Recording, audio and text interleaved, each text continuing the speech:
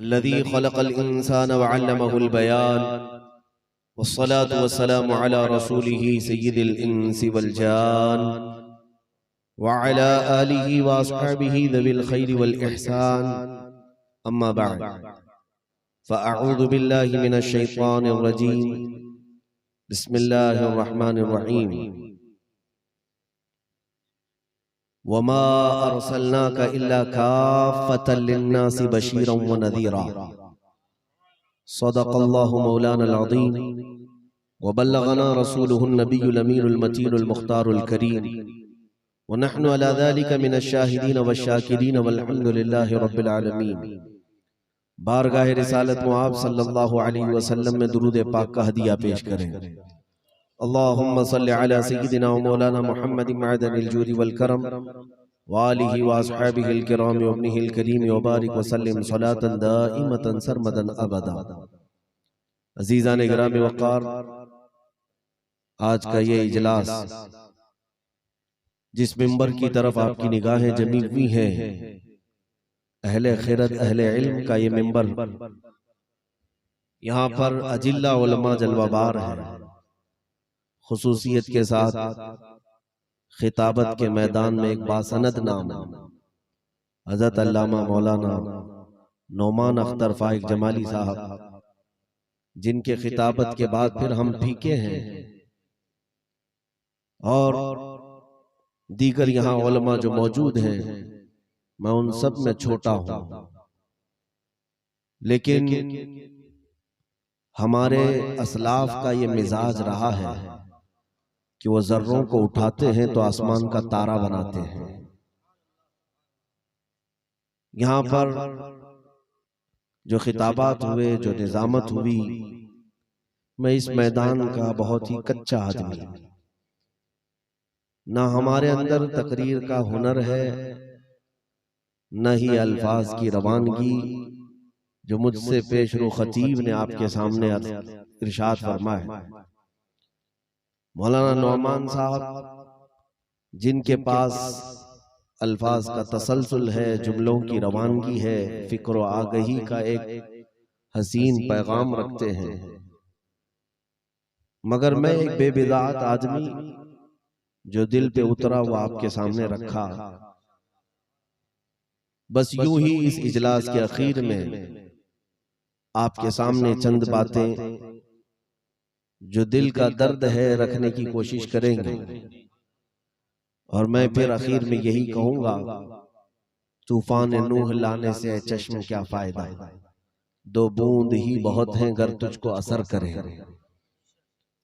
अल्लाह तबारक व तआला हम सबको हक बोलने और हक सुनने की तौफीक अता फरमाए। सदर इजलास ने भी मुझसे कहा था कि हमारा ये इजलास इत्तेहाद अहले सुन्नत पर है, और हकीकत में आपको बताऊं, इत्तेहाद लफ्ज ही इस्लाम में है। बाकी दूसरी कौमों का मुत्तहिद होना तकरीबन मुहाल है। जो उनका इत्तेहाद आपको नजर आता है वह हकीकी इत्तेहाद हो ही नहीं सकता। कुरान में अल्लाह तबारक व तआला ने फरमाया है कि तुम्हें रब तबारक व तआला ने ईमान पर मुत्तहिद रखा है। ये छोटी छोटी चीजें जिससे हम लड़ पड़ते हैं, इसीलिए हमने हमारी स्टडी में एक किताब पढ़ी थी, अल इख्तिलाफ वल खिलाफ। इख्तिलाफ और खिलाफ में बहुत फर्क है। इख्तिलाफ महमूद है, खिलाफ मज़मूम है। मेरा एक नजरिया हो सकता है कि मुझे हरा कलर पसंद हो, मौलाना नौमान साहब हो सकता है सफेद पसंद करते हो, लेकिन ये हमारी पसंद में हमारी जातियात को दखल नहीं होगा। यही इख्तिलाफ महमूद इस्लाम में जायज भी है और इस पर अच्छाई की ताकीद भी की गई है।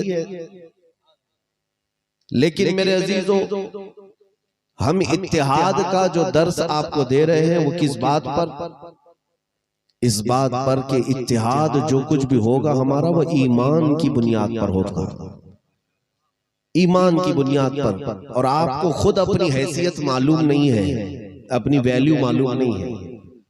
जरा दुनिया की कौमों को उठा करके मुताला करो और फिर तुम अपनी तारीख भी पढ़ो। और चलो पुराने लोगों की तारीफ होती रहती है, सहाबा मुत्तहिद थे, ताबईन मुत्तहिद थे, औलिया मुत्तहिद थे, आज हम बिगड़े हुए नहीं। मेरे अजीजों, अल्लाह ने आज भी तुम्हें इत्तिहाद के 1000 नुक्ते रखे हैं जिस पर तुम आकर के मुत्तहिद हो ही जाते हो। ये और बात है कि तुम्हें अपने इत्तिहाद का एहसास नहीं होता। क्या कहने तुम मुत्तहिद हो, मैं मायूस नहीं हूं, लेकिन एहसास नहीं है तुम्हें अपने इत्तिहाद का। दुनिया की कोई ऐसी कौम ला करके हमें बता दो जो बगैर प्रचार के, बगैर किसी पोस्टर के जुमा में भर जाती हो। आज हमारी मस्जिदें पूरी दुनिया भर में, क्या जुमा की नमाज का कोई पर्चा लगता है, कोई पोस्टर लगता है? ऐलान होता रहता है कि जुम्मा है, आ जाओ आ जाओ। बल्कि वो लोग जो 5 वक्त की नमाज नहीं पढ़ते उन्हें भी पता रहता है कि आज जुमा है और जाना है। और जब सफ़ें भरती हैं मेरे अजीजों, गैर मामूली तादाद हमारे यहाँ जो आती है, इसीलिए कि यहूदी आलिम है, उसने लिखा है कि पूरी दुनिया की कौमें इत्तिहाद के लिए 1000 जलसे करें अपनी एक जगह पर, लेकिन मुसलमानों का खुदा जो इनको जुमा दिया है वो इत्तिहाद अपनी जगह। ये जुमा जो है गैर इख्तियारी तौर पर इत्तिहाद का दर्स देता है। आपके पास इख्तियार भी नहीं है इस चीज का सोचने के लिए कि जुमा आएगा प्लान करेंगे, नहीं। हमारे रस्म और रिवाज में ये शामिल, बल्कि हमारी फितरत में शामिल हो गए ये इत्तिहाद। एक यहूदी हाखाम, जिसको हकीम को हाखाम कहते हैं, उसने किताब में लिखा है कि हम अगर इन्हें साल भर तोड़ने की कोशिश करें टुकड़े टुकड़ों में, लेकिन इनके रब ने इन्हें अरफात के मैदान में फिर जमा कर दिया। अरफात के मैदान में ऐसा मुत्तहिद कर दिया कि बादशाह है कि फकीर है पहचाना नहीं जाता, अफ्रीकी है कि अमरीकी है पहचाना नहीं जाता, हिंदुस्तानी है कि पाकिस्तानी पता नहीं चलता, सबको एक लिबास दे दिया। बल्कि हद तो ये है 1000 जुबानों के बोलने वाले उस मैदान में सिर्फ एक ही जुबान में अपने मौला को पुकारते। ये इत्तिहाद नहीं है तो और क्या है? मेरे अजीजों, 1000 नुक्ते अल्लाह ने हमारे इत्तिहाद के रखे। और बात है कि तुम्हें एहसास नहीं है, एहसास नहीं है। उस इत्तिहाद के जो फायदे उठाने चाहिए थे वो फायदे नहीं उठाए जाते। बस बाकी मैं फख्र के साथ ये कहता हूं कि अल्लाह तबारक व तआला ने जो हमारे लिए उसूल बनाए इबादात में और मामलात में, वो ऐसा इत्तिहाद है कि दुनिया पूरी लॉ की किताबें बना करके भी ऐसा इत्तिहाद कायम नहीं कर सकेगी, नहीं कायम कर सकेगी। एक बड़े दानिश्वर हैं, उन्होंने अपनी किताब में भी लिखा है, अपने साथ पेश आने वाला वाकया। अमेरिका के एक बड़े प्रोफेसर से उनकी बातचीत हो रही थी। उन्होंने पूछा अमेरिका के उस प्रोफेसर से, प्रोफेसर साहब, आपके अमेरिका की जो फौज है वो दुनिया की वेल ट्रेन्ड फौज है, सबसे बेहतरीन तरबियत याफ्ता दुनिया में मशहूर फौज। अगर उस फौज के 10,000 टुकड़ियों को या 50,000 टुकड़ियों को मैदान में जमा करना है और तरतीब देना है तो आपको कितना वक्त लगेगा?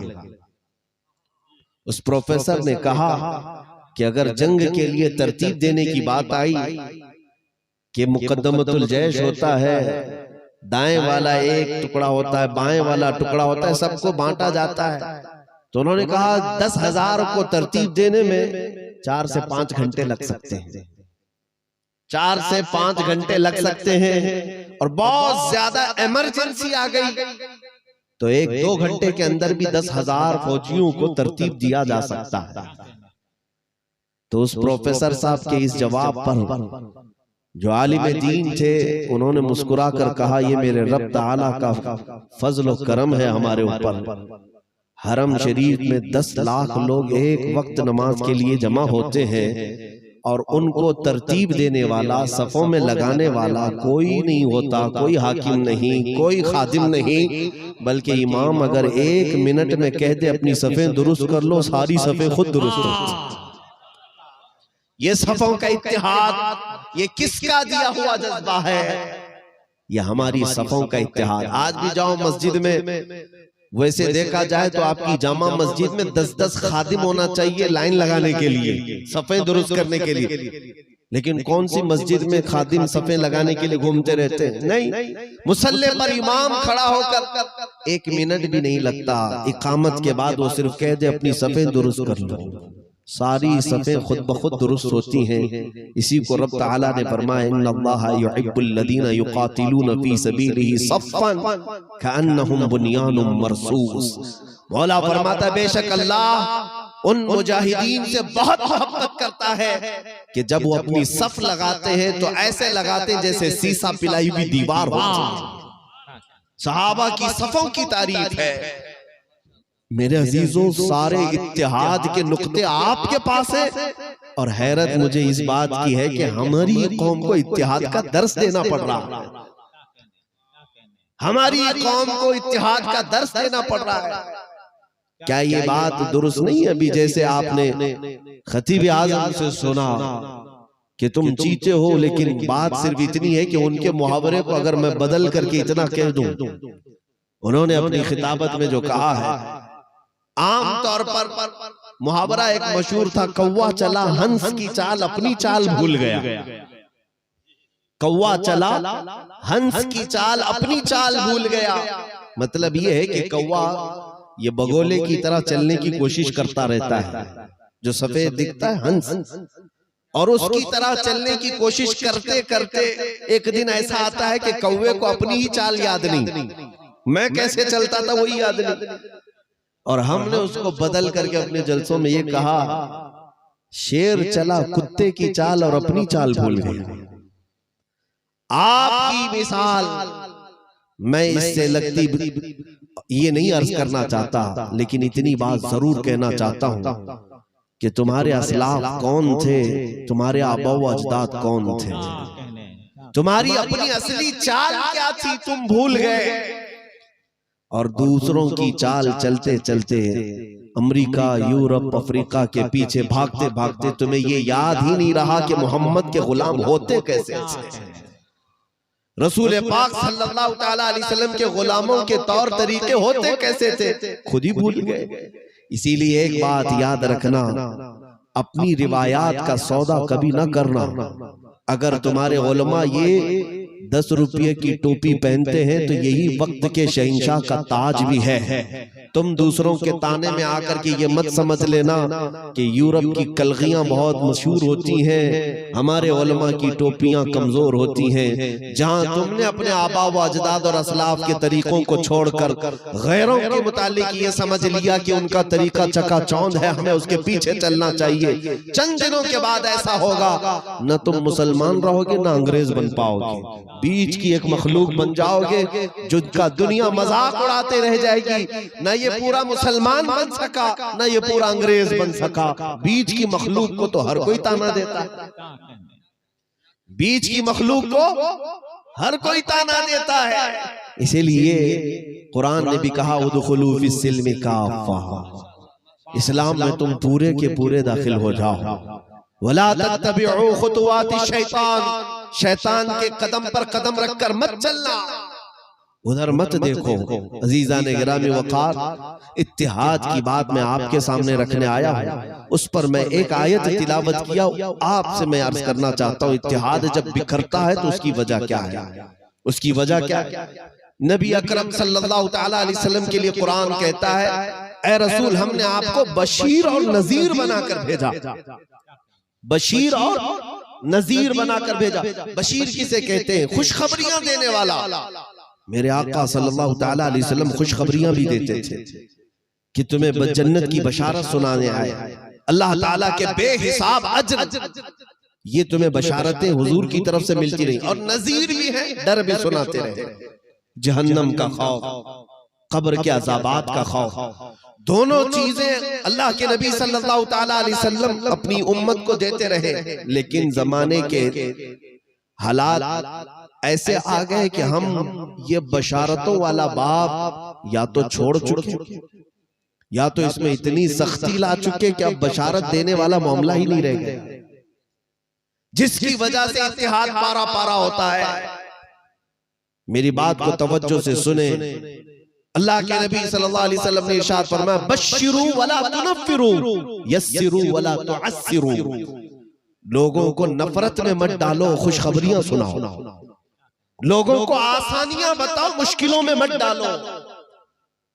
आज जिस तरह से हमारे यहाँ कुछ सख्तियां हुई होंगी, एक बात मैं आपको जरूर अर्ज करना चाहूंगा, मेरी जुबान की सख्ती सिर्फ गुस्ताखाने रसूल के लिए, गुस्ताखाने रसूल के लिए, दुश्मनाने इस्लाम के लिए मैं सख्त लहजा इस्तेमाल करता हूं, और मैं इस बात को अपने लिए फख्र और सआदत भी समझता हूं। अगर कोई इसको समझता है कि ये अखलाक से गिरी हुई चीज है, आला हज़रत फरमाते हैं दुश्मनाने रसूल से सख्त कलाम करना ही आला अखलाक है। लेकिन उम्मते मुस्तफा से जब हम खिताब करते हैं, आपसे हमारी मोहब्बत है, आपके साथ हमारा दर्द है, हम आपके सामने जो बातें अर्ज करते हैं वो इसलिए कि जरा नम हो तो बड़ी जरखेज है ये मिट्टी। सिर्फ इस जज्बे के तहत आपसे कलाम करते हैं कि थोड़ा आज नरम होने की जरूरत है आपको, और फिर आप एक बहुत बड़ा इनकलाब ला सकते हैं, बड़ा इनकलाब ला सकते हैं। नबी आखिरुज़्ज़मान सल्लल्लाहु तआला अलैहि वसल्लम ने मदीने तैयबा में अक़द मुआख़ात जो किया, आपने मुझसे पेशरू खतीब से सुना, सबसे पहले हुजूर पाक मदीने में आने के बाद भाईचारगी का जो रिश्ता कायम फरमाया, वो कैसा रिश्ता था जानते हैं? कैसा रिश्ता था वो? मदीने का वो बाप भी आपको याद होना चाहिए, जब मेरे आका वहां तशरीफ ले गए थे, दो कबीले थे, औस और खजरज, इन दोनों के दरमियान लड़ाई चलती थी। कितने सालों से? 120 साल से जंग चल रही थी दो खानदानों में। किस बात पर जानते हैं? एक खानदान वाले ने दूसरे खानदान वाले की खटोरी तोड़ दी थी। खटोरी तोड़ने पर 120 साल तक जंग चली, और हर बाप अपने बेटे को वसीयत करके जाता था, बेटा जंग बंद नहीं होनी चाहिए वरना नाक कट जाएगी। उस जिहालत को खत्म अगर किया है तो मेरे मुस्तफा करीम सल्लल्लाहु अलैहि वसल्लम ने, नबी पाक सल्लल्लाहु तआला अलैहि वसल्लम ने जंग बंदी फरमाई, और उन्हीं दोनों कबीलों में से सहाबा आए और ऐसे भाई बने थे कि मदीने तैयबा की वो मशहूर बात याद आती है। एक सहाबी के घर रात के वक्त किसी ने तोहफे में बकरी का गोश्त भुना हुआ भेजा, और वो सहाबी ने रात के वक्त गोश्त तनावुल करने की ख्वाहिश भी की, लेकिन फौरन दिल में ये ख्याल आया, हो सकता है मेरे पड़ोसी को मुझसे ज्यादा भूख लगी। उन्होंने अपना वो तोहफतन भेजा हुआ गोश्त अपने पड़ोसी को भेज दिया। पड़ोसी के घर पहुंचा गोश्त, लेकिन उन्होंने भी नहीं खाया, अपने पड़ोसी को भेज दिया। ये मशहूर तारीख है मेरे अजीजों हमारे अजदाद की, कि वो गोश्त का टुकड़ा रात भर मदीने के घरों में गर्दिश करता रहा, वापस पहले उसी सहाबी के घर आ गया जहां से गया था। मतलब ये है कि हर घर वाला ईसार रखता था। नबी पाक सल्लल्लाहु तआला अलैहि वसल्लम ने वो इत्तिहाद अता किया था। आज ये जो सेल्फिश जमाना है, मतलब परस्ती का दौर, कि तुम अगर खा करके आराम कर रहे हो तो दूसरे की क्या फिक्र है? दूसरा चाहे कत्ल होता रहे, तुम ये फार्म मुर्गियां खा करके उन्हीं की तरह बनने लग गए। मैंने इससे कबल भी कहा था, तो पोल्ट्री फार्म वालों ने हमारे पास नोटिस भेजी कि आप बॉयलर चिकन के खिलाफ बोलते हैं, आप बॉयलर चिकन के खिलाफ बोलते हैं। हम बॉयलर चिकन को हराम नहीं कहते, तवज्जो से सुनो, लेकिन इंसान जो चीज ज्यादा खाता है उसके असरात भी उसके अंदर आते हैं, उसके असरात आते हैं।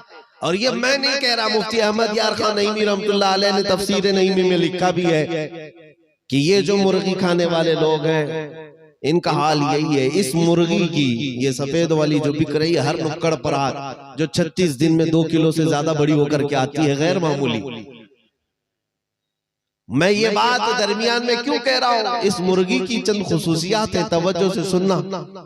इस मुर्गी की खुसूसियत ये है कि अपना डिफेंस जानती नहीं है। इसको जब कसाब पकड़ता है तो उसे आधा मिनट भी नहीं लगता, यूं हाथ डाला यूं पकड़ लिया। ये मुर्गी ना फड़फड़ाती है ना भागती है, इसको डिफेंस आता ही नहीं, वो तो सुस्त काहिल रहती है। हाँ पकड़ रहे हो पकड़ लो, वो पकड़ में आती है, उसकी एक खुसूसियत ये है बहुत आसानी से कट भी जाती है, ज्यादा आवाज भी नहीं करती, ज्यादा चीख पुकार भी नहीं करती। इसकी एक तीसरी खुसूसियत ये है कि वो अकेली नहीं होती, बहुत सारी भीड़ रहती है मुर्गियों की, और एक सफेद मुर्गी को करीब में ही कसाब काट रहा होता है और दूसरी दाने चगने में मसरूफ रहती है, उसे एहसास भी नहीं होता उसकी बहन कट रही है। इन मुर्गियों की खुसूसियत यही है कि करीब में ही कटती रहती है मुर्गियां दूसरी, लेकिन इनको एहसास नहीं होता। आप कह रहे होंगे कि मौलाना वो तो जानवर है, उसको क्या पता चले। नहीं मेरे अजीज, जानवरों को बहुत एहसास होता है। किसी कुतिया के एक बच्चे को पकड़ करके देख लो, बल्कि दूसरे जानवर की बात क्या, देसी मुर्गियों के बच्चों को छू करके दिखाओ, और फिर तुम अगर मुर्गे को जो घरों में पला हुआ है पकड़ करके दिखाओ, अरे 1 घंटा थका देगा तुम्हें, हाथ को नहीं आता, कम से कम अपने डिफेंस तो जानता है। ये देसी मुर्गी अपने बच्चों की हिफाजत भी जानती है। कौवा भी ऊपर से जाएगा तो इसकी आवाज बदल जाती है, चौकन्ना हो जाती है, बहुत अच्छे चौकन्ना हो जाती है। लेकिन ये फार्म मुर्गियों का हाल ये है, ना वो अपना डिफेंस करना जानती है, ना ही अपने बिरादरी को कटते हुए देखकर उसे कभी गम होता है। नहीं, कोई गम नहीं करती। अजीजा ने गिरामी, हकीमुल उम्मत ने यही कहा कि आज हमारी कौम कसरत से ये सफेद मुर्गी खा खा खा करके वही उन्हीं सिफात की हामिल होती चली जा रही, उन्हीं सिफात की हामिल होती चली जा रही। फिर मैं वजाहत कर दूंगा, मैं हराम नहीं कह रहा हूं इस चीज की। बहुत सारे लोग तकरीर को तोड़ मरोड़ करके ले जाते और कहते हैं आज से इन्होंने हराम कह दिया, खाओ चिकन, हमारे लिए हराम नहीं है। लेकिन मैंने ये बात कही है, बहुत सारी चीजें हलाल होती हैं, लेकिन जरूरी नहीं कि उसको खाई लो, वाजिब भी नहीं होती। इनकी खुसूसियात आज हमारे अंदर आई हुई है। तुम देख रहे हो, अपना डिफेंस जानते ही नहीं हो, तुम अपने हाथ पैर भी चलाना नहीं जानते। आज तुम्हें ऐसा बना दिया गया है कि किसी के हत्थे चढ़ जाते हो। उसी जमीन पर मैं बैठा हूं जहां पर मार मार मार करके मॉब लिंचिंग करके कहा जाता है राम राम चिल्लाओ। मेरे अजीजों, ये एक आध जगह की बात नहीं, ये कई जगहों पर ये हालात आज देखने को मिल रहे हैं। मैं हर बच्चे से ये कहूंगा, मेरे अजीज, तुम किसी मुजरिम कौम से वाबस्ता नहीं हो। अगर किसी जालिम के हत्थे चढ़ भी गए तो कभी अपने आप को बेबस और मजबूर समझ करके अपने आप को हवाले न करना, बल्कि उस वक्त ये एहसास करना और अल्लाह का शुक्र बजा लाना, मौला तूने बिलाल हबशी की सुन्नत मुझे अता कर दी कि जालिमों के नरके में आ गया था एक रसूलुल्लाह का दीवाना, लेकिन जख्म खा करके भी उसकी जुबान अहद अहद ही पुकारती रही, अल्लाह अल्लाह ही कहती रही। मैं ये कहना चाहता हूं, तुम डिफेंस भी भूल गए और अपने भाइयों के कटने का एहसास भी खत्म कर लिया तुमने। अब तो एक दिन व्हाट्सएप शेयर कर लिया जाता है इधर से उधर और उसके बाद फिर खामोशी है। सुना है कि गुजरात जल गया, अच्छा जल गया, क्या करना चाहिए, त्रिपुरा जल गया, अच्छा जल गया। हमारी कौम की आज सबसे बड़ी जिम्मेदारी यही समझते हैं नौजवान के व्हाट्सएप शेयर करो, जल्दी से जल्दी फेसबुक में शेयर कर दो, और तुमने शेयर करके अपने भाइयों का हक अदा कर दिया, तुम्हें एहसास भी नहीं। मेरे आका सल्लल्लाहु अलैहि वसल्लम ने फरमाया, मोमिन वो है मसलुल मुमिनी का मसली जसदिन इज़ा इश्तका अदुन तुदाअ लहु साइरुल जसद बिस्सहरि वल उम्मा औ कमा क़ाल रसूलुल्लाह सल्लल्लाहु अलैहि वसल्लम। मेरे आका फरमाते, मोमिन एक जिस्म की तरह होता है, एक अज़ू को भी तकलीफ हो जाए तो पूरे जिस्म में बुखार आना चाहिए। एक अज़ू को तकलीफ हो तो पूरा जिस्म बुखार ज़दा। आज तुम्हारा एक भाई मशरिक में अगर तकलीफ में है तो तुम्हें भी बेकरारी होनी चाहिए, बेचैनी तुम्हारे अंदर भी होनी चाहिए। ईमान का तकाजा तो ये है, इत्तिहाद का तकाजा ये है। और जब से तुम सेल्फिश बनते चले गए, खुद गर्ज बनते गए, मतलब परस्त बनते गए, तो मेरे अजीजों वो रहमतें जो नाजिल होती थी वो भी रुक गई। मुत्तहिद रहोगे तो कहलाओगे मोमिन व गाजी, मुंतशिर होगे तो कस्तों में सफाया होगा, मुंतशिर होगे तो कस्तों में सफाया होगा। आज देखा जा रहा है हमने देखा है हमारी तारीख को, वो 313 निहत्ते सहाबा बद्र के मैदान में ऐसे अड़े रह गए थे, ऐसे कि सामने मुकाबिल में 1000 की तादाद में उनका कुछ बिगाड़ ना सकी। और हैरत की बात मैं तुम्हें ये भी बताऊं, बैतुल मुकद्दस के फातिह के नाम से सलाउद्दीन अय्यूबी का नाम हर जवान जानता है, लेकिन आपको ये बात याद होनी चाहिए कि सलाउद्दीन के साथ एक जंग ऐसी भी आ गई, ऐसी मुसल्लत कर दी गई कि सारे सलीबी बादशाह पूरा यूरोप लेकर के उतर गए थे। जानते हैं कितनी फौज लेकर आए थे? 4 लाख की फौज लेकर आए।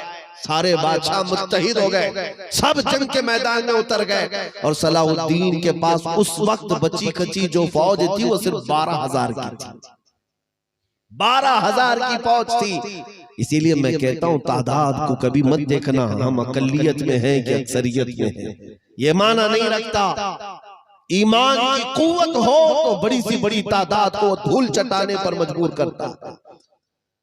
आप देखें सलाउद्दीन अय्यूबी ने अपनी फौज से पूछा, हमारी तादाद सिर्फ 12,000 है और ये सारा सलीबी जमाना, सारा सलीबी कारखाना उतर गया है, 4 लाख की तादाद में जवानों तुम क्या कहते हो? सलाउद्दीन की फौज ने कहा, ऐ हमारे सिपहसालार, हम कल भी तादाद पर नहीं लड़े थे, आज भी तादाद पर नहीं। हम तो अल्लाह और उसके रसूल के भरोसे पर उतरते हैं। मौला अगर मदद नाजिल करेगा तो 4 लाख क्या और 40 लाख क्या। और उनका मुकाबला हुआ, मारका हुआ। जानते हैं तारीख लिखने वाले अंग्रेज मुफक्किर भी हैं, उन्होंने तारीख में लिखा है कि हमने ऐसी जंग नहीं देखी कि 12,000 की इन टुकड़ियों ने 4 लाख को तितर बितर करके रख दिया था। वो कौन सी ताकत थी? इन 12,000 के अंदर जो इत्तेहाद था वो ईमान का इत्तेहाद था, वो ईमानी इत्तेहाद। आज तुम तो करोड़ों की तादाद में बिखरे हुए हो, तुम्हारी क़ियादत मफकूद है। तुम्हारा हाल तो यह है कि तुम अपने ही उलमा पर शक करते हो, अपने ही उलमा से भागते हो, और मौलवियों को ताना देने में तुम कोई कसर नहीं छोड़ते। याद रखना, अल्लाह ताला उस कौम को जलील करेगा जो अपने उलमा की तानाकशी करती है। नायबान रसूल के खिलाफ प्रोपेगेंडे चलते हैं, सुबह से लेकर शाम तक इनके फेसबुक पेज उठाओ, गली पर नुक्कड़ पर खुद गटर पर बैठे हैं और उलमा को कोस रहे। अरे खानका वाले कहाँ हैं? उलमा कहाँ हैं? इमाम कहाँ हैं? स्टेजों पर बैठने वाले मुकर्रिर कहाँ हैं? तुम तो ये काएं करते रहते हो फेसबुक पर। हम पूछते हैं तुम कहाँ हो? तुम गटर पर बैठ करके, कट्टे पर बैठ करके मशवरे देने के लिए पैदा किए गए हो। सहाबा इकराम रिज़वानुल्लाहि ताला अलैहिम अजमईन का हाल तो ये था। नबी पाक सल्लल्लाहु ताला अलैहि वसल्लम ने बद्र के मैदान में उनसे पूछा, क्या इरादा है? उधर 1000 से ज्यादा की तादाद है, वापस मदीने जो जाना चाहता है जा सकता है। हजरत मिक़दाद बिन अस्वद एक सहाबी खड़े होते और कहते हैं, या रसूल अल्लाह, हम बनी इसराइल की कौम नहीं है जिन्होंने मूसा और हारून अलैहिस्सलाम से कहा था, इज़हबा अंत व रब्बुका फ़क़ातिला इन्ना हाहुना क़ाइदून। आप जाइए मूसा अलैहिस्सलाम, आप और आपका खुदा उस कौम जब्बारीन से लड़ेंगे, हम यहाँ बैठ करके देखेंगे। वो बनी इसराइल थी जो अपने कायद को ये कहती थी आप जा करके लड़े। लेकिन हजरत मिक़दाद कहते हम बनी इसराइल नहीं, या रसूल अल्लाह, आप खीमे में बैठे रहे, जहां आपका पसीना गिरेगा हम अपना खून बहाएंगे। ये उम्मत मोहम्मदिया है। तुम ये चाहते हो कि उलमा ही कटे मरे? तुम ये चाहते हो कि उलमा ही सारे जेल में जाएं? नहीं मेरे अजीजों, कौम का ये जज्बा होना चाहिए। ये नाइबान रसूल है, इनको हक बोलने की आजादी दी जाए, इंशाअल्लाह सिपह सालार सलामत तो पूरी फौज सलामत। आज इस इत्तिहाद की दावत के लिए मैं आपके सामने दो चंद बातें अर्ज करना चाहता हूं तवज्जो से। नबी पाक सल्लल्लाहु ताला अलैहि वसल्लम की मोहब्बत में आप सब आज भी मुत्तहिद हो सकते हैं। मैंने चंद दिनों पहले देखा, चंद दिनों पहले, 1 साल गुजर गया होगा, उस गुस्ताखे रसूल पाखंडी को जब हमने पुकारा, और वो एक वक्त की जरूरत थी, और उस खबीस की हिज़यानियत को हमने देखा। मुसलसल हमारी रातों की नींद उड़ गई थी कि ये मेरे नबी की शान में बके जा रहा है, बके जा रहा है। जाहिर सी बात है एक वक्त उसको चैलेंज किया, ये मामला आपके सामने होगा। लेकिन वक्त गुजरता गया, महीना गुजरा होगा, मैंने देखा हिंदुस्तान के कोने कोने से, हर इलाके, हर शहर से उलमा, मशाइख, सादात, तंजीमों के बड़े कारकुनान, हर इलाके से मेरे पास लोगों के मैसेजेस आए। लोगों ने अपने अपने अंदाज से हमारी हौसला अफजाई की और दुआएं दी, लेकिन मैंने उनमें उन लोगों को भी देखा जिनसे हमारा कोई इत्तेहाद ही नहीं था। हुजूर पाक सल्लल्लाहु ताला अलैहि वसल्लम की बात पर हर जगह, हर सिलसिले वाले, हर तबके वाले ने हमारी हौसला अफजाई की और कहा कि मौलाना आप आगे बढ़े, हम हैं साथ में। मेरे पास वो लेटर भी मौजूद हैं, वो खत भी मौजूद हैं, सारी चीजें। ये बातें मैं इसलिए अर्ज कर रहा हूं मेरे अजीजों, एक महीने के अंदर ही मैंने ये ऑब्जर्व किया, महसूस किया कि 1000 टुकड़ों में क्यों न बटे हो, लेकिन आज भी हमारी कौम अगर मुत्तहिद हो सकती है तो मोहम्मद रसूलुल्लाह के नाम, गुंबदे खजरा की छांव में आज भी इत्तेहाद हो सकता है। हमारे इख्तिलाफात की जो वजह है वो हमारी टुकड़ियां हैं। जाहिर सी बात है, मैं अपना अगर एक हल्का बना लूं, मेरे हल्के में 100-200 लोग हैं और मैं सिर्फ अपनी ही तारीफ करता जाऊं, ये मेरा हल्का सबसे अफजल हल्का है, जाहिर सी बात है हर कोई हजम नहीं करेगा। हो सकता है मेरे हम ख्याल मेरे साथ आ जाए, आप अपने हल्के की बात करें, मैं अपने हल्के की बात करूं, इन्हीं में तो बहुत सारे लोगों का इत्तेहाद नहीं हो पाता। लेकिन मैंने महसूस किया है नबी पाक सल्लल्लाहु ताला अलैहि वसल्लम के नाम पर आप दावत दो तो हर कोई मुत्तहिद होता, हर कोई। मैंने उन नौजवानों को भी देखा जो कई दिनों से नशा करते थे, कई दिनों से उनके हालात बिगड़े हुए, कभी वो नमाजों में, मस्जिदों में नजर नहीं आए, लेकिन हमारे पास आकर के उन्होंने ये भी कहा कि मौलाना मैं बहुत बुरा हूं, मैं जानता हूं कि मैं बदकार आदमी हूं, नमाजों में मेरी कोई हाजिरी नहीं है, नशे में धुत रहता हूं, लेकिन आपने जो कदम उठाया है, कभी जरूरत होगी तो आपका ये फकीर गर्दन लेकर हाजिर होगा। मैंने उन नौजवानों को भी देखा जो नशे में धुत रहते थे, नशे में धुत रहते थे, नबी पाक के नाम पर वो आकर कहते हैं जब जरूरत होगी पुकारना, मैं गर्दन देता हूं। उस दिन फिर मुझे ये एहसास हुआ हमारी कौम गुनहगार हो गई है लेकिन गद्दार नहीं है। नबी पाक सल्लल्लाहु ताला अलैहि वसल्लम के नाम पर आज भी हमारा इत्तेहाद हो सकता है, और क्यों ना हो। हमारे मिंबर जब यही बोलने लग जाएं कि हमारे पीर अपनी जगह पर, लेकिन पूरी दुनिया का सबसे बड़ा पीर है वो अल्लाह का रसूल है। हम सबके सबसे बड़े पीर कौन है? रसूल पाक सल्लल्लाहु ताला अलैहि वसल्लम तक अगर सिलसिला नहीं जाता किसी पीर का तो पीर ही नहीं है। इसीलिए आप शख्सी मोहब्बतों की बजाय नबी आखिर ज़मान सल्लल्लाहु अलैहि वसल्लम की मोहब्बत में अपने आप को फना कर लें। फाजिल बरेलवी का जो मसलक है वो आप देखें, इमाम अहमद रजा खान फाजिल बरेलवी रज़ी अल्लाह ताला, 1000 से ज्यादा किताबें छान मारो, उनके बाप, उनके दादा, उनके परदादा ये सब उलमा में थे, बल्कि औलिया में थे, लेकिन उनकी तारीफ के कसीदे कहाँ हैं? आला हज़रत ने अपने खानदान के कसीदे कहाँ लिखे? पूरी जिंदगी भर अगर कलम उठाकर किसी की शान लिखी है तो वो गुंबद खजरा के मकी की शान लिखी, इसलिए कि उन्हें पता था हम आए यहाँ उन्हीं के लिए। जाहिर सी बात है, दहन में जुबान तुम्हारे लिए, बदन में है जान तुम्हारे लिए, या रसूल अल्लाह हम आए यहाँ तुम्हारे लिए, उठे भी वहां तुम्हारे लिए। जिसका ये मसलक हो वो दूसरों की क्या चापलूसी करेगा। इसलिए मेरे अजीजों, आज हमारी जरूरत इसी बात की है कि नबी आखिर ज़मान सल्लल्लाहु ताला अलैहि वसल्लम के नाम पर हमारा फिर से इत्तेहाद होगा, और वही इत्तेहाद अहले सुन्नत है कि नबी पाक सल्लल्लाहु ताला अलैहि वसल्लम का नाम आज भी हमारे गर्म होने के लिए काफी है, ईमान के अंदर जज्बा पैदा करने के लिए काफी है। एक बहुत बड़ा यहूदी आलिम है, वो कहता है मैं पीएचडी कर चुका हूँ, डॉक्टरेट कर चुका हूँ मुसलमानों के फिरकों पर। इनमें जो फिरके हैं 1000 फिरके हो गए, 1000 फिरके हो गए, लेकिन कलमा सबका भी आज वही है, ला इलाहा इल्लल्लाह मुहम्मदुर रसूलुल्लाह। कलमे में अभी भी इत्तेहाद है, बहरहाल वो यहूदी आलिम कहता है, मैंने इनके फिरकों पर बहुत रिसर्च किया, पीएचडी कर लिया, लेकिन ये भी मैंने तारीख में देखा बगदाद में 5 बार इन पर हमले हुए ऐसे कि इनका पूरा वजूद खत्म कर दिया गया, इनकी लाइब्रेरियां जला दी गईं, इनकी लाशें बिछा दी गईं, गरनाता टूटकर तबाह हो गया, उंदलुस खत्म होकर स्पेन बन गया। ये सारी तारीख है, लेकिन आज भी इस्लाम वैसे ही पनप रहा, वैसे ही कसरत से बढ़ रहा है।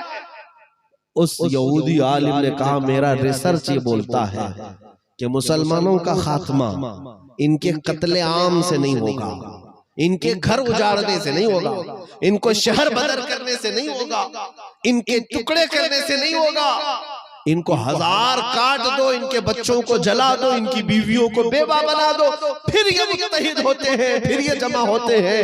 गैर कहता है, मैंने अपनी रिसर्च में ये पाया, इनके 1000 टुकड़े होने के बाद अगर इन्हें फिर वापस कोई जमा करता है तो वो नाम मोहम्मद जमा करता है। मोहम्मद अरबी सल्लल्लाहु अलैहि वसल्लम का नाम पाक ऐसा है कि टूटे हुए दिलों का फिर सहारा है, बिखरे हुई जमातों का इत्तिहाद है। अजीजा ने गिरामी वक़ार, इसी को तो इकबाल ने कहा था, ये फाका कश मौत से डरता नहीं जरा, ये अंग्रेज कहने लग गए थे, ये दुश्मनाने इस्लाम ये कहने लग गए थे तुम्हारे बारे में, ये फाका कश मौत से डरता नहीं जरा। यानी फाका कश किसे कहते? भूखा रहने वाला, भूखा प्यासा रहता है लेकिन मौत से डरता नहीं। ये फाका कश मौत से डरता नहीं जरा, रूहे मोहम्मदी इसके बदन से निकाल दो, रूहे मोहम्मदी इसके बदन से निकाल दो, यही इसके खात्मे का सबब बन सकता है। इसलिए आज पूरी दुनिया जो टारगेट पर रखी है वो किस चीज को रखी है जानते हैं? मेरे नबी की गुस्ताखी, हुजूर की तौहीन कसरत से आज हो रही है। क्यों? उन्हें पता है एक बार इनके सीनों से ये रूह मोहम्मदी निकल गई तो इनका इत्तेहाद क्या, इनका वजूद ही खत्म होगा। रूह मोहम्मदी ऐसी है जो हमें हर जमाने में जोड़ रखती है, हर जमाने में जोड़ रखती है। मेरे अजीजों, उस रूह मोहम्मदी के खात्मे के लिए बड़ी बड़ी ताकतें जमीन पर काम कर रही है, बड़ी बड़ी ताकत। तुम्हें पता है ये जो सोशल मीडिया के जितने साइट्स हैं जिनको नौजवान बड़ी खुशी से इस्तेमाल करते हैं, वो इंस्टाग्राम हो कि फेसबुक हो कि ट्विटर हो कि कोई भी हो, इनमें सबसे ज्यादा अगर किसी शख्सियत को टारगेट बनाया जाता है तो मेरे नबी की जात को, मेरे नबी की जात को। सिर्फ एक सोशल नेटवर्क ऐसा है जिसमें 25,000 पोस्ट जिसमें गंदी गालियां मेरे नबी को दी गई। ये सारी चीजें हमारे सामने हैं, हम देख रहे हैं। क्यों दुनिया मेरे नबी पाक सल्लल्लाहु अलैहि वसल्लम को टारगेट बनाई हुई है? अरे कार्टून बनाना है। कभी आपने सुना कि ईसा अलैहिस्सलाम का कार्टून बनाया जा रहा है, मूसा अलैहिस्सलाम का बनाया जा रहा है, दाऊद अलैहिस्सलाम का बनाया जा रहा है, इब्राहिम अलैहिस्सलाम का बनाया जा रहा है? नहीं सुना होगा। लेकिन मोहम्मद अरबी सल्लल्लाहु ताला अलैहि वसल्लम का कार्टून बनाना, उनकी इमेज को क्रिएट करना, गलत छवि देना, ये सब दुनिया का शौकीन जज्बा क्यों है? क्यों है? अगर नबियों से ही इन्हें एलर्जी थी तो और भी नबी है। इन्हें पता है मोहम्मद अरबी सल्लल्लाहु ताला अलैहि वसल्लम की जात टारगेट इसलिए बार बार करते हैं कि देखा जाए कि ये मुसलमानों में करंट अभी कितना बाकी है।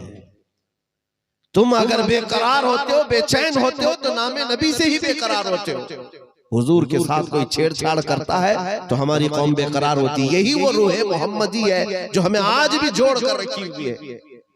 ऐ मेरे अजीज बच्चों, दुनिया लुट जाए लेकिन मेरे नबी की इस मोहब्बत का सौदा कभी ना करना, वरना तुम्हारा वजूद खत्म हो जाएगा, तुम्हारा कोई वजूद नहीं रहेगा, खत्म हो जाओगे। अपने बच्चों को आज करीब बुला करके इतना पिला दो, इतना पिला दो, कहो कि बेटा दुनिया में सबसे ज्यादा मोहब्बत की जाने वाली कोई जात है तो वो मेरे आका मोहम्मद सल्लल्लाहु अलैहि वसल्लम की।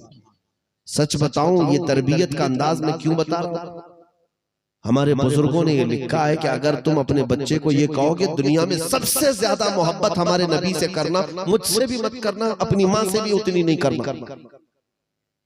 आप ये सोचते होंगे ऐसा कैसे मैं बताऊं? हाँ, अगर तुम चाहते हो तो एक बार अपने बच्चों को ये सिखा करके दिखाओ।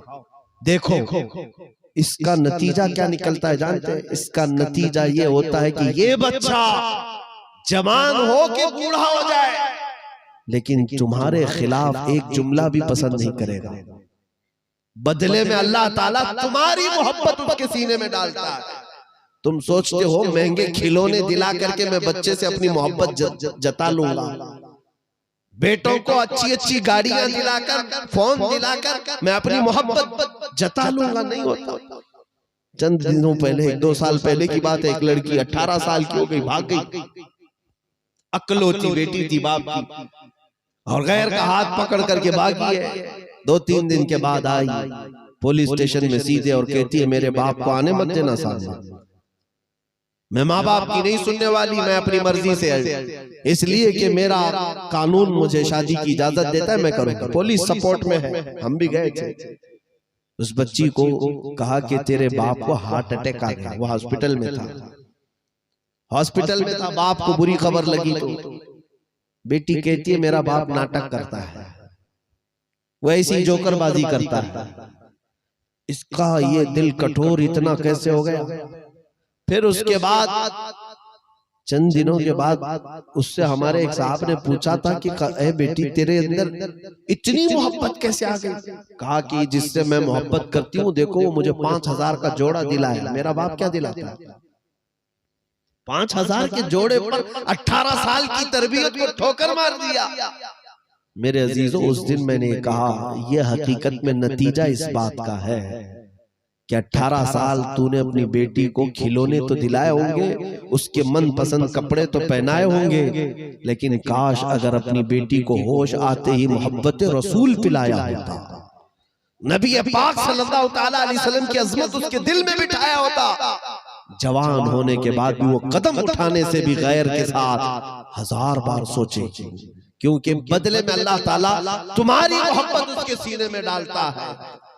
इसलिए मेरे अजीजों, आज ये जरूरत है, मैं बारहा इस बात का ऐलान क्यों करता हूं कि नामूस रिसालत की हिफाजत, मेरे आका सल्लल्लाहु अलैहि वसल्लम की इज्जत और उनकी मोहब्बत अपने दिलों में डालना, यही सबसे बड़ी जान है हमारे लिए, यही हमारे इत्तिहाद का अजीम खंबा है।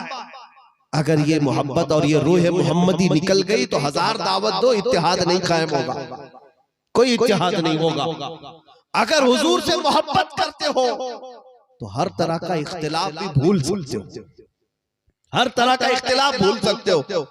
2 सहाबा हैं हुजूर के, गुलामी में झगड़ा नहीं होता, अगर मेरा आपसे झगड़ा हो जाए तो थोड़ी देर के लिए होगा, लेकिन हमारे दिलों के अंदर फिर अल्लाह ताला मोहब्बत पैदा करेगा। 2 सहाबा हैं, उनमें तकरार हो गई, एक हजरत बिलाल हबशी, एक हजरत अबू जर। बातों बातों में हजरत अबू जर ने उनको कहा या इब्न उम्म सौदा, काली औरत के बेटे। जुमला सख्त निकल गया, हजरत बिलाल को कहा काली औरत के बेटे। हजरत बिलाल के दिल में बात लगी, गए हुजूर पाक सल्लल्लाहु अलैहि वसल्लम के पास, कहा या रसूल अल्लाह, अबू जर ने मुझे यूं कहा, इस तरह का जुमला कहा, काली औरत के बेटे, मेरे दिल पर यह बात लग गई। हुजूर पाक सल्लल्लाहु अलैहि वसल्लम ने अबू जर को बुलाया, कहाँ है अबू जर? अबू जर आए, हुजूर अकरम सल्लल्लाहु ताला अलैहि वसल्लम ने सख्ती के साथ क्या फरमाया, इन्नका इम्रुउन फीकल जाहिलिया, तू ऐसा आदमी है कि अभी तक तेरे अंदर ज़माने जिहालत की चीज मौजूद है, ज़माने जिहालत की चीज मौजूद है। अफीकल जाहिलिया, क्या तुम्हारे अंदर अभी जाहिलियत है? 3 बार हुजूर ने यह फरमाया, बस 3 बार। उसके बाद हुजूर नाराज होकर चले गए। अबू जर कहते हैं, अब रिवायत सुनिए, हजरत अबू जर गए, बिलाल हबशी का हाथ पकड़ करके लाए, हमारी तकरार हुई थी, बहस हुई थी, झगड़ा हुआ था, ठीक है, लेकिन है तो हम गुलाम मुस्तफा, तुम्हारी भी गुलामी उन्हीं से है, मेरी भी गुलामी उन्हीं से है। हजरत बिलाल का हाथ पकड़ करके लाए मस्जिद नबवी में और कहते हैं बिलाल मैं नीचे सो जाता हूं। कौन? हजरत अबू जर कहते मैं नीचे सो जाता हूं अपना चेहरा नीचे रखकर। ऐ बिलाल, तुम अपना ये पैर का पंजा मेरे सर पर, मेरे चेहरे पर रखो, ताकि मुझे मेरी गलती का एहसास हो। तुम अपने पैर का पंजा मेरे चेहरे पर रगड़ दो कि मैंने तुम्हें इस तरह का ताना दिया था, तो क्या हजरत बिलाल अपना पैर रख देंगे अबू जर के चेहरे पर? नहीं, बल्कि बाजुओं से उन्हें उठा लिया और कहा ये पैर रखने की जगह नहीं है, तुम और हम गुलाम मुस्तफा हैं, हमारे दिल मिले हुए। मेरे अजीजों, सहाबा इकराम रिज़वानुल्लाहि ताला अलैहिम अजमाइन में अगर आपस में कभी तकरार भी हुई तो नबी पाक सल्लल्लाहु अलैहि वसल्लम की मोहब्बत ने उन्हें जोड़ दिया। हुजूर पाक की अजमत और मोहब्बत ने उन्हें हमेशा का फिर से इत्तेहाद दे दिया। आज अगर तुम भी इस बात के दावेदार हो कि हम नबी पाक से मोहब्बत करते हैं, तो जितने नबी की उम्मती हैं अहले मोहब्बत, उनसे तुम्हारी मोहब्बत फितरी होना चाहिए। फितरत में तुम्हारे उनके साथ मोहब्बत कायम हो जानी चाहिए। अगर तुम अपने दिल में कीना रखते हो, बुग़्ज़ रखते हो, अदावत रखते हो, तो फिर हुजूर पाक सल्लल्लाहु ताला अलैहि वसल्लम की मोहब्बत कैसी है? इसलिए कि मेरे आका सल्लल्लाहु ताला अलैहि वसल्लम सबसे ज्यादा अगर किसी बात को पसंद करते थे, कौन सी चीज? वो नुस्खा भी मैं तुम्हें दे जाता हूँ। अगर किसी की दुआ कबूल नहीं होती, बल्कि एक बुजुर्ग ने लिखा है कि अगर हुजूर पाक की ख्वाब में जियारत करने का इरादा रखते हो, हुजूर पाक को देखने की तमन्ना रखते हो, तो उन्होंने एक अमल बताया, कहा हुजूर पाक की उम्मत के लिए दुआ करना। मेरे आका खुद ख्वाब में तशरीफ लाए। हुजूर को सबसे ज्यादा पसंद कोई चीज थी तो उनकी उम्मत की भलाई। जो हुजूर की उम्मत की भलाई का इरादा करता, मेरे आका उसके लिए कुशादा हो जाते, अपने बाजू फैलाते। जिब्राइल अमीन भी हुजूर की उम्मत के लिए दुआ करते। मेरे अजीजों, जब तुम ये काम करने लग जाओ इत्तेहाद का कि जो गरीब है उन्हें उठा दिया जाए। एक बात आपको मैं बताऊं, कुछ नौजवानों को बिगड़ते हुए तुम खुद देखते हो। नशे में धुत है, शराब पी रहा है या जुआ खेल रहा है, या फिर ऐसा एडिक्ट हो गया है कि इसको दीन इस्लाम से कोई लेन देन ही नहीं रह गया।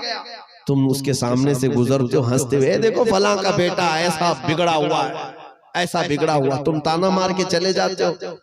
तुम्हारी मोहब्बत का तकाजा यह है कि उसके पीछे लग जाते, उसके पीछे लग जाते और उसका हाथ पकड़कर एक बार नहीं, दो बार नहीं, 10 बार में उसकी इस्लाह की कोशिश करते कि मेरे अपने भाई को मैं जहन्नम में जाने नहीं दूंगा। ये मेरे नबी का उम्मती है, ये मेरे आका का उम्मती है, मैं इसे इसकी इस्लाह करके रहूंगा। ये होती है हुजूर पाक से मोहब्बत, और तुम्हारा इत्तेहाद इसी तरह होगा।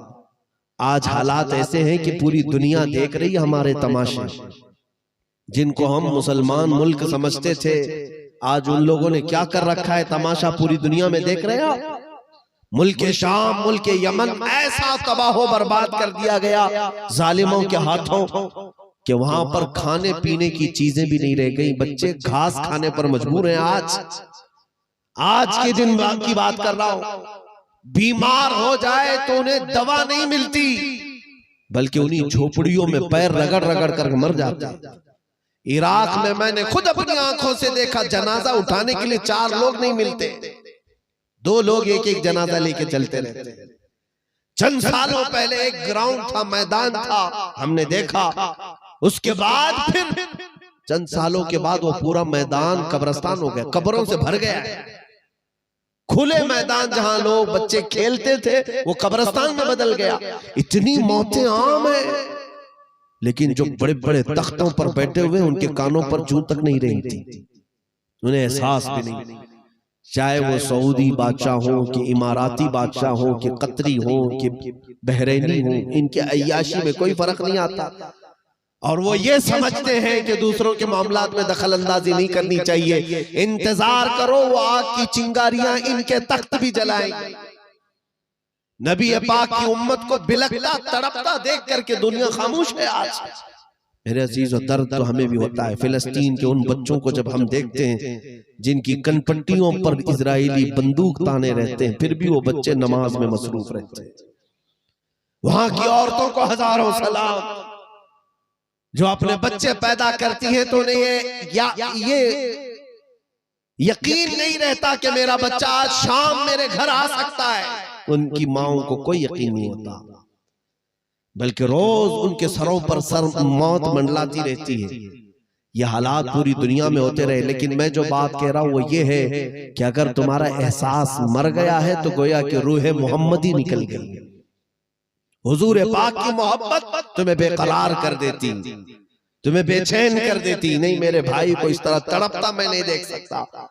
अब आप हमसे ये सवाल करेंगे कि मौलाना इराक, यमन, शाम, फिलिस्तीन, वहां के हालात में हम क्या कर सकते हैं यहाँ बैठ कर? हम तो झारखंड के रहने वाले गरीब मुसलमान हैं।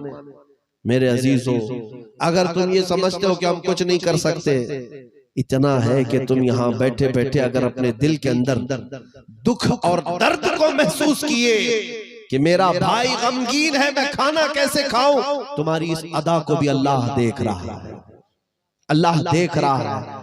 मैं बात इतनी कहना चाहता हूं, हो सकता है तुम मदद के लिए वहां पहुंच तो नहीं सकते, लेकिन अपनी अय्याशियों को बदल तो सकते हो, अपने ऐश और इशरत के इन हंगामों को खत्म तो कर सकते हो।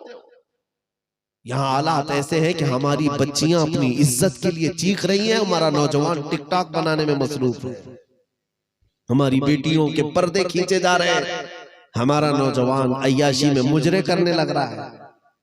जब तुम अपने हालात नहीं बदलना चाहोगे तो अल्लाह ताला उस कौम की हालत को नहीं बदलता। याद रखो, हमारा इत्तेहाद हुजूर पाक की मोहब्बत में मुज़मर है। हमें पलट आने की जरूरत है उसी मोहब्बत मुस्तफा पर, जहां पर सहाबा को मेरे आका ने छोड़ा था। इसीलिए इकबाल ने एक जो दर्स दिया वो बहुत ही माना खेज है, बल्कि सारे अशार जो इकबाल के हैं वो एक पल्ले पर, और उसका अल्लामा इकबाल का शेर एक पल्ले पर। वो क्या है, उन्होंने दर्स में कहा था कि मोहम्मद से वफा तूने तो हम तेरे हैं, ये जहां चीज है क्या लौहो कलम तेरे। तुम नबी पाक सल्लल्लाहु अलैहि वसल्लम के हो करके तो देख लो। ऐ नौजवानों, तुम्हें आज ये बातें सख्त लगती हैं कि मौलाना लोग बार बार बोलते रहते टोपी रखो, दाढ़ी रखो, इसमें क्या होना है, हमको क्या मुल्ला बनना है, हमको क्या मौलवी बनना है। तुम यही सोचते रह जाओगे। लेकिन एक बात मैं तुम्हें बताता हूँ, हमारी ये बात उस दिन तुम्हें याद आएगी जिस दिन तुम्हारा जनाजा जा रहा होगा और कब्र की तरफ जाते हुए घबराते रहोगे, जाऊंगा आज कब्र में तो किस हाल में जाऊंगा, कि वहां मदीने के ताजदार आएंगे और अगर पूछ लिया क्या तू मेरा गुलाम है, न तेरे चेहरे पर, न तेरे लिबास पर, न तेरे अखलाक पर कोई निशानी बाकी है। इसीलिए मेरे अजीजों, आला हजरत का वो मैसेज भी सुन लो, आज ले उनकी पनाह, आज मदद मांग उनसे, कल न मानेंगे कयामत में अगर मान गया। नबी पाक सल्लल्लाहु तआला अलैहि वसल्लम ने इस उम्मत के लिए किस कदर दुआएं की, तुम्हें एहसास है? तुम्हें एहसास है? वो हुजूर पाक हजरत आयशा फरमाती है कि रात का बिस्तर छोड़कर मेरे आका बाहर चले जाते थे, बिजलियां कड़कती थी तो हुजूर परेशान होते थे। क्यों? बिजलियों से हुजूर को डर लगता था? नहीं, मेरे आका फरमाते हज़रत आयशा से कि आयशा, जब बिजलियां आती हैं तो मुझे इस बात का अंदेशा होता है कहीं ये बिजलियां मेरी उम्मत पर अजाब ना बन जाए। अल्लाह ताला जब अजाब देता पिछली कौमों को तो अबर आता, बिजलियां आती, फिर आग भी बरसती, पत्थर भी बरसते। इसलिए मैं अपनी उम्मत के मुतालिक खौफजदा होता हूं कि कहीं अल्लाह का अजाब इन पर ना आए। जो रसूल तुम्हारे लिए इस कदर बेकरार होते, आज उस उम्मत का हाल ये है कि अपने नबी के लिए कुछ छोड़ने को भी तैयार नहीं, कुछ बदलने को भी तैयार नहीं। फिर तुम किसकी राह देख रहे हो? मदद के लिए कौन आने वाला है तुम्हारी? आसमान से, जमीन से, दाएं बाएं, आगे पीछे कौन आने वाला है? इतनी बात याद रखो कि कोई नहीं आने वाला। तुम्हारा आसरा कल भी गुंबद खजरा ही था, आज भी गुंबद खजरा ही है। नबी पाक सल्लल्लाहु तआला अलैहि वसल्लम की एक बार नजर उठ गई तो ये जो गहन लगा है हमारी जमात को छट जाएगा और फिर आबो ताब के साथ तुम चमकोगे। आज इसी बात की जरूरत है। मैं ये मैसेज जरूर दे जाऊंगा। अभी आपने हजरत मौलाना नौमान साहब से भी यही सुना कि ये इतने जलसे करते हो, लेकिन तुम्हारे पास आज इदारों की कमी, तुम्हारी बच्चियों को भेजने के लिए कोई कॉलेज नहीं रह गए। दूसरों के यहाँ बच्चियां जाए तो उनके दुपट्टे खींचे जाते हैं, उनको बेहिजाब किया जाता है और फिर तुम सड़कों पर आकर एहतजाज करते हो। क्यों? मुझे अभी रमजान से एक महीने पहले एक साहब ने एक रिपोर्ट पेश की थी कि बिहार के अंदर साल एक साल के अंदर 4000 जलसे होते हैं, 4000 जलसे, जिसमें हर जलसे की लागत 2-4 लाख से कम की नहीं होती। लेकिन पूरे स्टेट के अंदर तुम्हारी अपनी यूनिवर्सिटी, तुम्हारे अपने इदारे कितने ना के बराबर है। इसलिए मेरे अजीजों, आज तुम्हें जो लड़ाई लड़नी है वो तलवारों की, बंदूक की, बम की, बारूद की नहीं। तुम्हें अगर जालिम सर पर सवार होता हुआ नजर आ रहा है तो उतरो मैदान में। अमल के मैदान से तुम हर एक को मात दे सकते हो, इसलिए कि तुम्हारे अमल इतने आला है कि तुम रसूल पाक की उम्मत हो, जिस रसूल के बारे में कुरान कहता है वइन्नका लअला खुलुकिन अज़ीम। महबूब, हमने आपको सबसे बुलंद अखलाक पर पैदा किया है। ये बुलंद अखलाक अगर आज तुम्हारे अंदर आ गए, दुनिया ना चाहते हुए भी तुम्हारे पीछे चल पड़े। दुनिया को आज करार और सुकून कहीं नजर आएगा तो वो तुम्हारे अंदर आएगा, लेकिन बदलने की देर है। तुम्हारे अखलाक, तुम्हारी तहजीब, तुम्हारा तमद्दुन, तुम्हारे ये तमाम किरदार जब तक मदीने वाले के किरदार में न ढल जाएं तो ये बदलियां छाई रहेंगी इसी तरह से, ये तूफानी आंधियां चलती रहेंगी ऐसी ही। इसलिए बदलने की जरूरत है। नबी पाक सल्लल्लाहु तआला अलैहि वसल्लम की वो हदीस सुनाकर मैं अपनी गुफ्तगू को समेट लेता हूँ, इख्तिताम पर ले आता हूँ। अल्लाह के हबीब सल्लल्लाहु तआला अलैहि वसल्लम इरशाद फरमाते, अगर तुम्हारे पाँव के अंदर कांटा भी चुभे तो उसका दर्द मुझे होता है। तुम्हारे पाँव के अंदर कांटा चुभे तो रसूल को एहसास होता है। मेरे अजीजों, अंदाजा करो उस रसूल को इतनी गालियां दी जा रही है, तुम्हें कितना एहसास होता है आज। जो न भूला हम गरीबों को रजा, याद उसकी अपनी आदत कीजिए। नबी पाक सल्लल्लाहु तआला अलैहि वसल्लम तुम्हारे लिए कब्र में जाकर के भी अल्लाह की बारगाह में मगफिरत की दुआ करते रहे। हजरत अली करमल्लाहु वजहुल करीम फरमाते हैं कि वो कब्र में उतरे थे, हुजूर पाक सल्लल्लाहु अलैहि वसल्लम के लब हिल रहे थे। वफात के बाद कान लगा करके किसी ने सुना तो हुजूर के लबों से आवाज आती थी, रब्बिग़फिर ली उम्मती फ़इन्नहुम ला यअलमून। ऐ अल्लाह, मेरी उम्मत को माफ कर दे इसलिए कि वो नहीं पहचानती है। तो जो रसूल कब्र में जाकर के भी तुम्हारा एहसास रखते हो, तुम्हारे लिए दुआएं मगफिरत करते हो, उस उम्मत को क्या आज ऐरे गैरे नत्थु खेरे के पीछे चलने की जरूरत है? तुम अपने अखलाक, अपने किरदार गैरों की तरह बनाना चाहते हो। हमारे नौजवान को हम समझाते हैं तो इनको कुछ बुरा लगता है।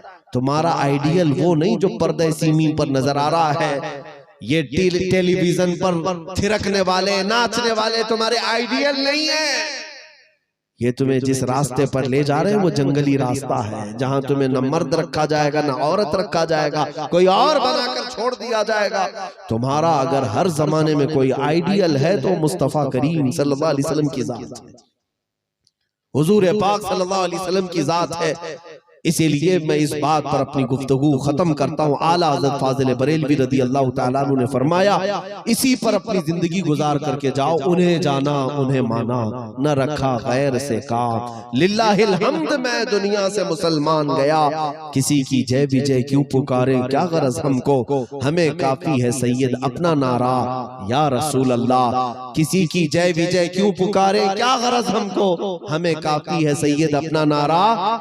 या रसूल अल्लाह, उठो ए नौजवानों, कुव्वत इश्क से हर पस्त को बाला कर दो, दहर में नामे मोहम्मद से उजाला कर दो। व आखिरु दावाना अनिल हम्दुलिल्लाहि रब्बिल आलमीन। सलाम अलैकुम।